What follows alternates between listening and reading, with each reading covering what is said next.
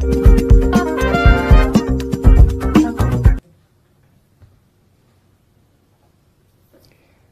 नमस्कार। मुझ पर आरोप लगाए जा रहे हैं कि केजरीवाल फ्री की रेवड़ियां बांट रहा है, केजरीवाल फ्री बीज दे रहा है, मुझे भद्दी भद्दी गालियां दी जा रही है, मेरा मजाक उड़ाया जा रहा है। आज मैं देश के लोगों से पूछना चाहता हूं कि मैं क्या गलत कर रहा हूं। दिल्ली के गरीबों के बच्चे, मिडिल क्लास के बच्चों को मैं सरकारी स्कूलों में शानदार शिक्षा दे रहा हूं, लेकिन फ्री में शिक्षा दे रहा हूं। मैं लोगों से पूछना चाहता हूं कि क्या मैं फ्री की रेवड़ियां बांट रहा हूं या देश की नींव रख रहा हूं। दिल्ली के सरकारी स्कूलों में 18 लाख बच्चे पढ़ते हैं। इन 18 लाख बच्चों का भविष्य अंधकार में था। अभी तक हमारी सरकार बनी थी उसके पहले जैसे देश भर में सरकारी स्कूलों का बेड़ा गर्क है, देश भर में सरकारी स्कूलों की बुरी हालत है, वैसे ही दिल्ली के सरकारी स्कूलों की हालत थी। पढ़ाई होती नहीं थी, सरकारी सारे स्कूल टूटे फूटे पड़े थे, दीवारें टूटी हुई थी, छतें छू रही थी, ब्लैक बोर्ड था नहीं, डेस्क नहीं थे, नीचे बैठे रहते थे बच्चे, उनकी कोई पढ़ाई नहीं होती थी। 18 लाख बच्चों का भविष्य बर्बाद था। आज अगर हमने इन 18 लाख बच्चों का भविष्य अच्छा कर दिया, अगर मैं इन बच्चों को अच्छी शानदार शिक्षा दे रहा हूं लेकिन फ्री में दे रहा हूं, तो मैं क्या गुनाह कर रहा हूं। सरकारी स्कूलों में पहली बार आजादी के बाद से पहली बार 75 साल में पहली बार 99% से ज्यादा नतीजे आए हैं। मैं अगर अपनी बड़ाई खुद करूं तो कहा जाएगा कि केजरीवाल खुद अपनी बड़ाई कर रहा है, लेकिन नतीजे 99% से ज्यादा नतीजे आए हैं सरकारी स्कूलों के। प्राइवेट स्कूलों को भी पीछे छोड़ दिया। पिछले कुछ सालों में 4 लाख बच्चों ने दिल्ली के प्राइवेट स्कूलों से नाम कटा के सरकारी स्कूलों में भर्ती हुए हैं। ये कोई छोटी बात नहीं है। आज गरीबों के बच्चे आईआईटी के अंदर कंप्यूटर, मैकेनिकल इंजीनियरिंग की पढ़ाई पढ़ रहे हैं, नीट के पेपर पास करके डॉक्टरी की पढ़ाई पढ़ रहे हैं। एक लड़का है गगन, उसके पिताजी कार्डबोर्ड बनाने, गत्ते के डिब्बे बनाने की फैक्ट्री में मजदूरी का काम करते हैं। कोरोना में वो नौकरी भी छूट गई, 15,000 रुपये महीने कमाया करते थे। आज गगन का एडमिशन आईआईटी धनबाद में कंप्यूटर इंजीनियरिंग में हुआ है। उससे पूछ के देखिए कि क्या केजरीवाल फ्री की रेवड़ियां बांट रहा है या देश का भविष्य बना रहा है। ऐसे हजारों बच्चे हैं जिनका भविष्य आज सुनहरा किया हम लोगों ने। यह काम 1947 में हो जाना चाहिए था, यह काम 1950 में हो जाना चाहिए था, जो आज हम कर रहे हैं। आज हम लोग देश की नींव रख रहे हैं। ये रेवड़ी नहीं है, ये देश की नींव के में एक एक ईंट रख रहे हैं हम लोग। आज दिल्ली के सरकारी अस्पताल हमने शानदार कर दिए। दिल्ली में शानदार मोहल्ला क्लिनिक बना दिए जिनकी चर्चा पूरी दुनिया में हो रही है। पूरी दुनिया के अंदर दिल्ली एक वो चुनिंदा शहर है जहां पे दिल्ली की 2 करोड़ जनसंख्या, एक एक आदमी का इलाज मुफ्त है। एक एक आदमी का, 2 करोड़ लोग रहते हैं दिल्ली में, एक एक आदमी का इलाज मुफ्त है, चाहे वो गरीब हो चाहे अमीर हो। हम ये नहीं पूछते कि कौन सी जात का है, कौन सी धर्म का है, अमीर है, गरीब है, आदमी है, औरत है, छोटा है, बड़ा है, जो भी आदमी है हर एक का इलाज मुफ्त है। 30 लाख, 40 लाख, 50 लाख रुपए का भी अगर उसका ऑपरेशन का खर्चा आएगा, उसकी सारी दवाइयां, उसके सारे टेस्ट, उसके सारे डायग्नोस्टिक, सब कुछ उसका मुफ्त होता है। सारे मोहल्ला क्लिनिक्स के अंदर उनका इलाज मुफ्त होता है। क्या मैं ये फ्री की रेवड़ियां बांट रहा हूं? आज दिल्ली के अंदर अगर किसी का एक्सीडेंट हो जाए, हमने एक फरिश्ते स्कीम बनाई है, अगर किसी का एक्सीडेंट हो जाए तो उसको हमने कहा है कि उसको नियरेस्ट अस्पताल में ले जाइए। आसपास जो भी अस्पताल हो, चाहे कितना भी महंगा अस्पताल क्यों ना, उसे उठा के ये नहीं सोचना कि मैं कभी उसे नियरेस्ट अस्पताल में ले जाइए। उस आदमी को ठीक करने का सारा खर्चा दिल्ली सरकार देती है। फरिश्ते स्कीम कहते हैं हम इसे। मैं एक आपको उदाहरण देता हूं। विकास सानी साहब हैं, ईस्ट दिल्ली में रहते हैं। अपने घर से निकले मार्केट के लिए, रास्ते में एक्सीडेंट हो गया। भगवान की कृपा थी कि उधर से अंतुल कोहली जी गुजर रहे थे, उन्होंने उनको उठाया और वो उनको अस्पताल ले गए। उस छोटे अस्पताल ने उनको फोर्टिस में रेफर कर दिया क्योंकि चोट बड़ी गहरी थी। फोर्टिस अस्पताल में उनका 5 लाख रुपए का खर्चा आया। सारा खर्चा दिल्ली सरकार ने दिया। 13,000 से ज्यादा लोगों की जान बचा चुके हैं अभी तक हम। इन 13,000 लोगों के परिवार वालों से पूछिए कि क्या केजरीवाल फ्री की रेवड़ियां बांट रहा है या पुण्य का काम कर रहा है, धर्म का काम कर रहा है। आज दिल्ली के एक एक परिवार को हम फ्री बिजली दे रहे हैं, 200 यूनिट बिजली फ्री दे रहे हैं। पंजाब में हमने 300 यूनिट बिजली फ्री देनी चालू की है। ये कहते हैं केजरीवाल फ्री में बिजली क्यों दे रहा है। मैं इनसे पूछना चाहता हूं, तुम्हारे मंत्रियों को कितनी फ्री में बिजली मिलती है? तुम्हारे मंत्रियों को 4-4, 5-5 हजार यूनिट, तुम लोगों को 4-4, 5-5 हजार यूनिट बिजली फ्री मिलती है, तब ठीक है।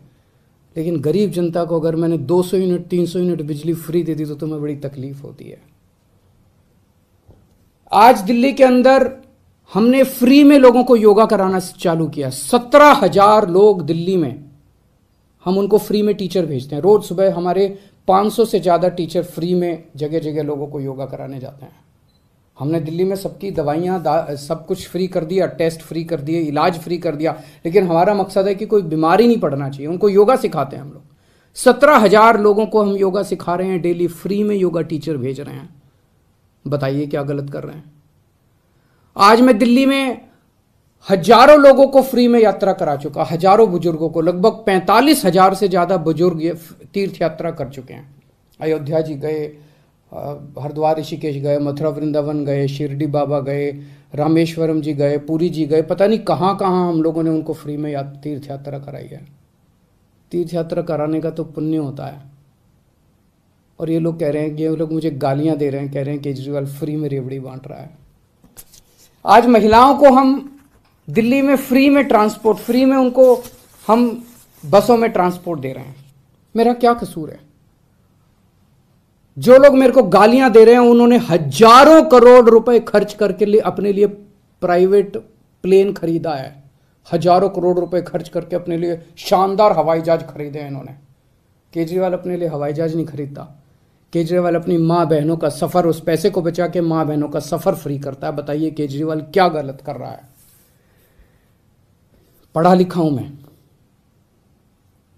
इंजीनियरिंग में डिग्री करी है, मैंने अकाउंटिंग की भी पढ़ाई करी है, कानून की भी पढ़ाई करी है, और असली डिग्री है मेरी, डिग्री भी फर्जी नहीं है।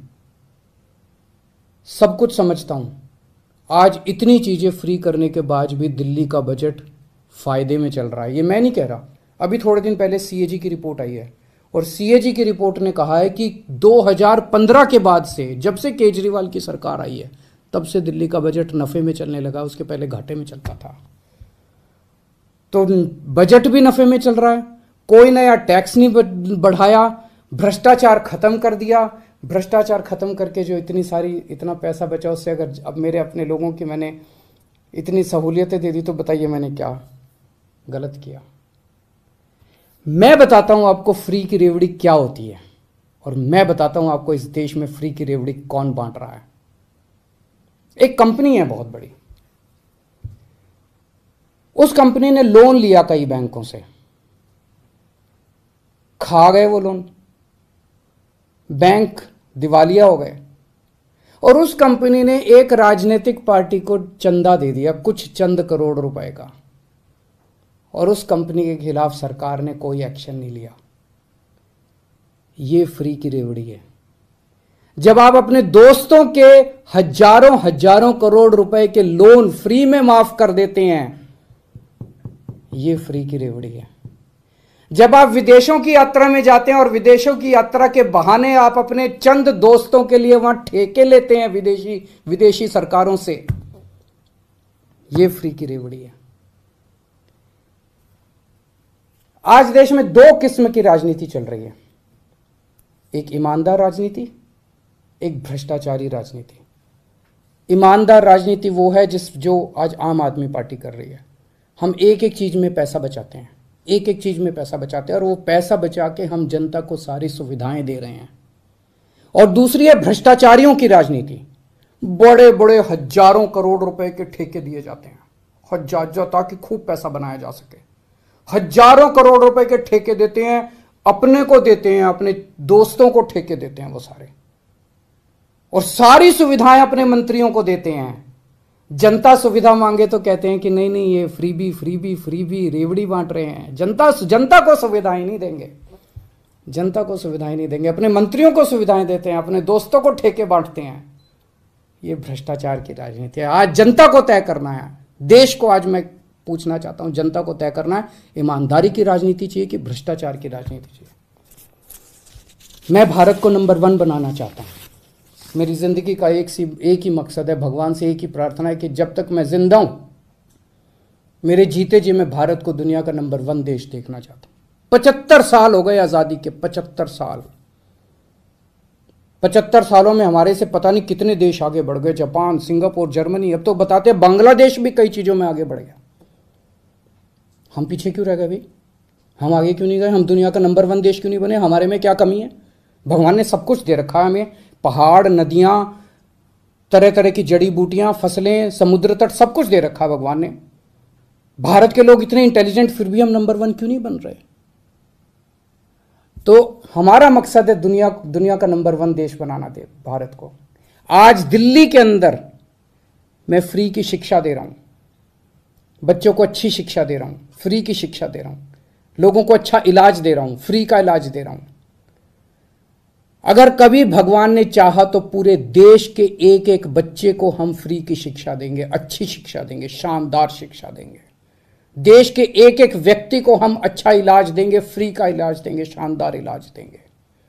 इससे देश की नींव रखी जाएगी। ये काम 1947 में, 1950 में हो जाना चाहिए था। और जब तक हम अपने देश की नींव नहीं रखेंगे, जब तक हमारी नींव मजबूत नहीं होगी, तब तक भारत दुनिया का नंबर 1 देश नहीं बन सकता। हम भारत के अंदर कैपेबिलिटी है, कैपेसिटी है आगे बढ़ने की, लेकिन उसके लिए हमें एक ईमानदार राजनीति की जरूरत पड़ेगी। नमस्कार।